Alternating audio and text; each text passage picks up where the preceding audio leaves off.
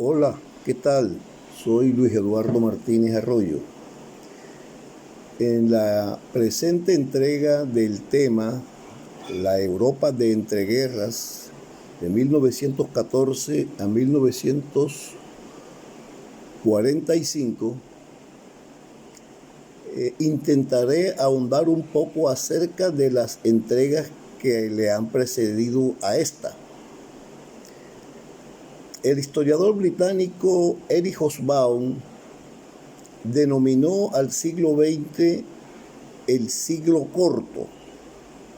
Esto en razón de que, según él, los grandes acontecimientos de esa centuria comenzaron en 1914 con los primeros fuegos de la Primera Guerra Mundial y terminaron en 1991 con la disolución de la Unión Soviética y sus países llamados satélites del socialismo real. Entonces, para ese historiador, este fue un siglo corto, fue un siglo de 77 años más o menos, 1914 a 1991. Porque antes de 1914, según él, no hubo acontecimientos importantes en el mundo, en Europa, en Estados Unidos. Y por eso de siglo corto. Bueno, la Primera Guerra Mundial, como ya lo hemos dicho en las anteriores entregas, tuvo lugar a partir de 1914. Alemania lideró uno de los bandos y el otro bando lo lideraron en Europa, Inglaterra y Francia sobre todo, que tuvieron también como aliados a Japón e Italia. Alemania, como lo hemos dicho en las anteriores entregas, lideraba un sector de la economía en Europa que quería expandir sus productos, quería venderlos en el mercado internacional, pero este mercado estaba tomado por potencias como Inglaterra y como Francia. Entonces, la única vía que encontró Alemania para darle salida a esta situación de cómo desembarazarse, deshacerse de sus mercancías, fue acudir a la vía militar.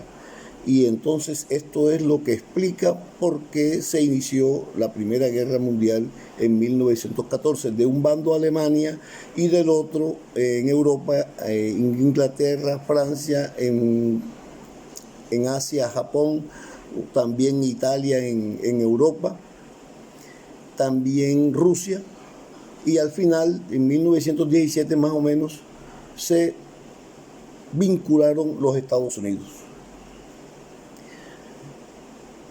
Como producto de esta Primera Guerra Mundial ocurrió la Revolución Rusa. Y después de la Revolución Rusa vino lo que se llamó el Pacto de Versalles, que fue una especie de castigo para Alemania por haber iniciado la guerra.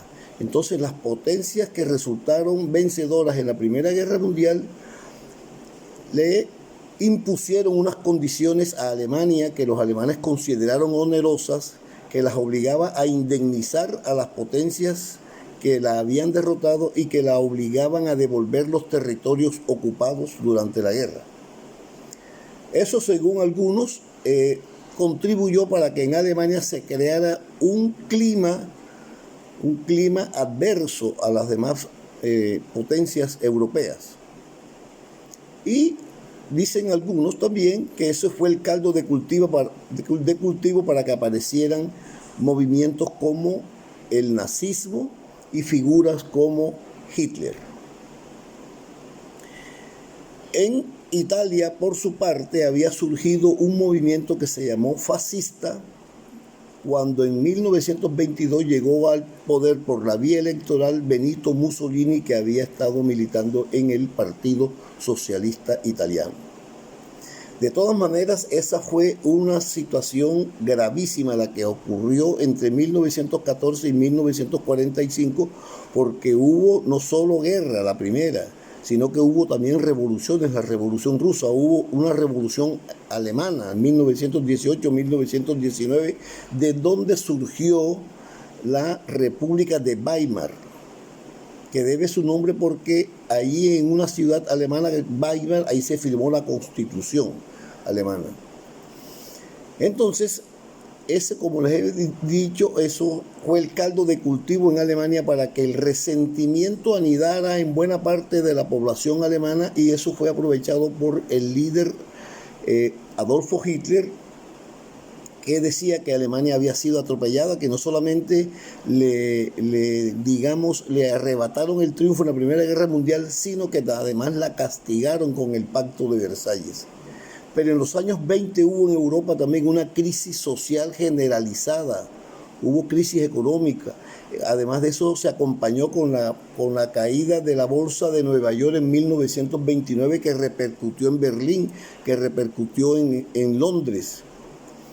Y entonces en 1933 llega al poder Adolfo Hitler, y con la llegada de Hitler al poder en Alemania se inicia la etapa más dura de la vida alemana durante el siglo XX y durante los siglos precedentes y los años que la han seguido, que le siguieron. Desde un primer momento Hitler no ocultó sus intenciones de expandir el imperio alemán y no ocultó sus intenciones de invadir a Polonia en primer lugar en 1939 y a la Unión Soviética a partir de 1941. Además de eso, Hitler agredió a Inglaterra.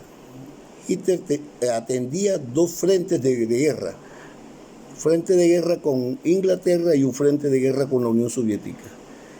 Algunos dicen que esa fue la causa de la derrota de Hitler, querer enfrentar al mismo tiempo a dos enemigos poderosos como Inglaterra y como la Unión Soviética. Entonces, en 1939 se dieron las primeras hostilidades de la Segunda Guerra Mundial con la invasión de Alemania a Polonia.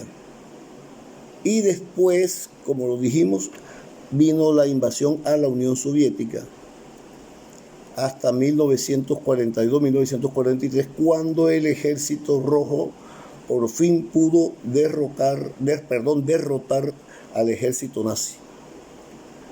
Los aliados, es decir, los aliados europeos, Estados Unidos e Inglaterra, también se sumaron a la derrota alemana.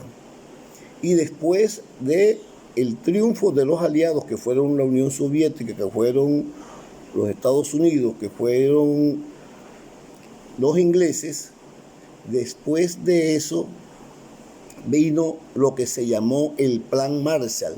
¿Qué fue el Plan Marshall?